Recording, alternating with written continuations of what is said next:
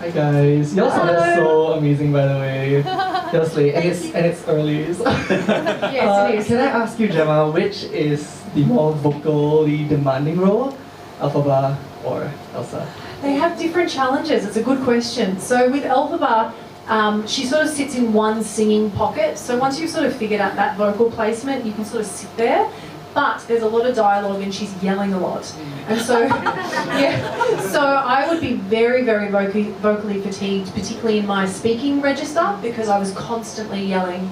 That was a challenge. With Elsa, it's a little bit tricky because I'm kind of sitting in between singing in my sort of head voice and then a mixed belt. And so it's kind of like I'm wavering in two zones. And that actually is quite tricky for a singer because it's easier to sort of sit in one pocket playing one particular role. So I've very much been surprisingly challenged. I didn't even realise it until I started doing it. I was like, oh, this is sitting in a zone where I've got to do two things almost at once.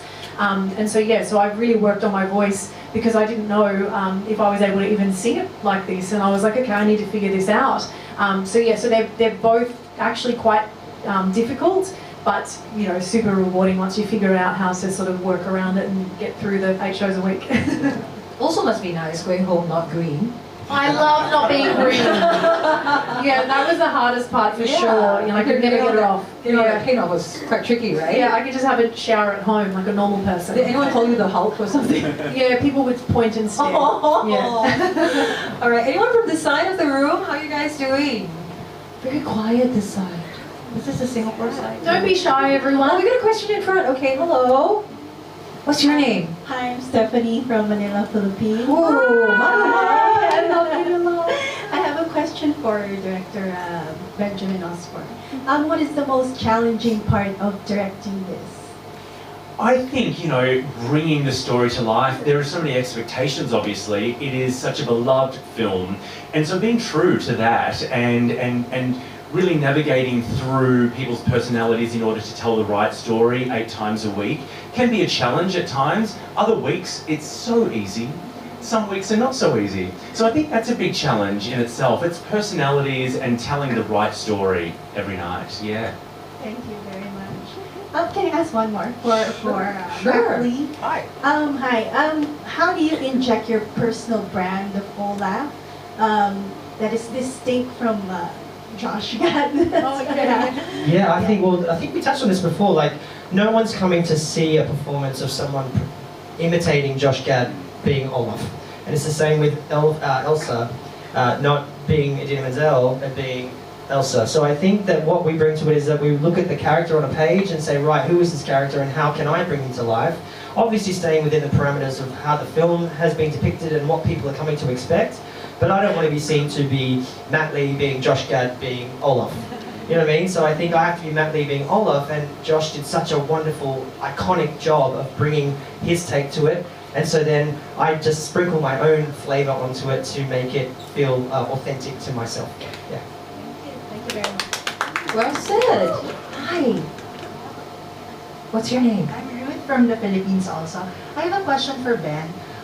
Most of the people who will fly in to watch the show will probably be parents with their children. And you know how it is that it's the age of phone cameras and everything. And I know there might be restrictions on taking videos of the show, but will you be allowing the parents to record the reactions of their children?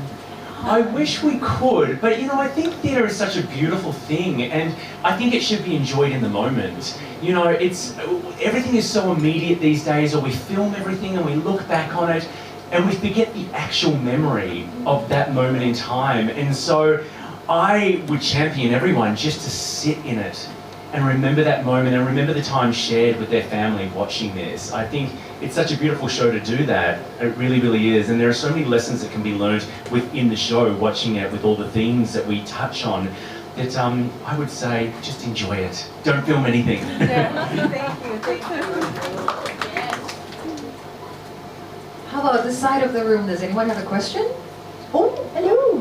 Hi. Here. Mike's coming your way. What's your name, sir? Hello, Where are my you name is from? Thomas from Indonesia. Hello. Yeah, I'm just curious about the preparation before the show. How long you guys take for you need for the preparation before the show? Yeah, so in regards to rehearsals, I think we were in the rehearsal studio for a month. And then we moved into the theatre. But as Jemma said earlier, it was a 6-month process to find our cast. And I think we had 3 rounds, 3 or 4 rounds. I think even more. 4 or 5. Yeah, Yeah, because there was a lot of callbacks within those rounds, and they were yeah. months apart. It went forever, and it was really fabulous. And so then, once we went into rehearsals, it was about a month in the room, and then we moved to the theatre, and then we texted the show very slowly for 2 weeks, before we had our first audience. So it's a process. Wow. Okay, thank you. I do have a question. Great. What's your name? Hi, I'm Fauzi, and I do social media content. So I play a few characters on social media.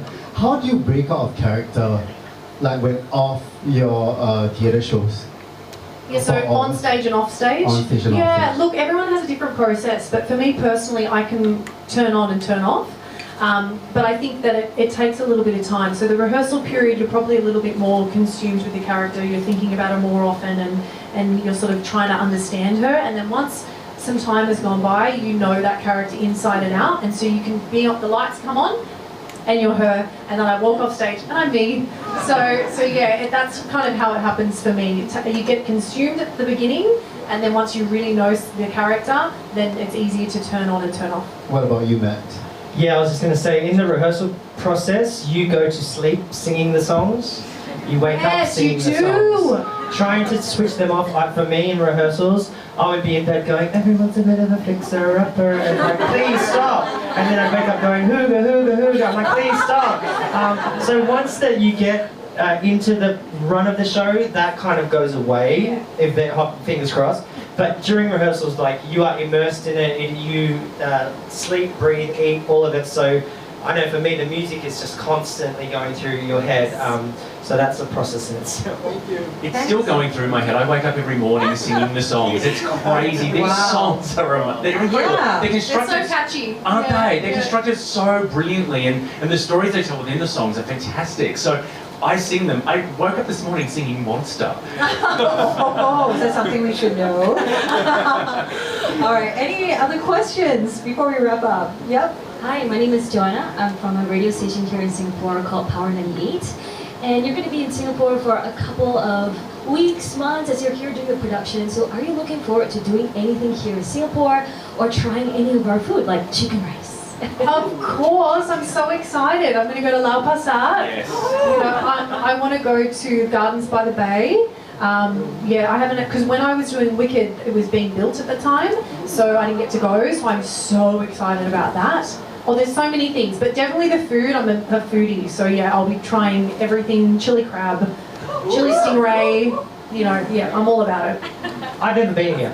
So if anyone's got suggestions of what I should do, hit me up. Great. 1, 2, 3. What's the one thing you should try? 1, 2, 3. Yakult kaya toast. Okay. All right. Kaya toast. There you go. It's kind of like a jam, like a coconut pandan leaf jam. Yes. It's delicious. Yes. Have it with Yes. eggs. It's life changing. Some people Amazing. say. I'm excited. Awesome.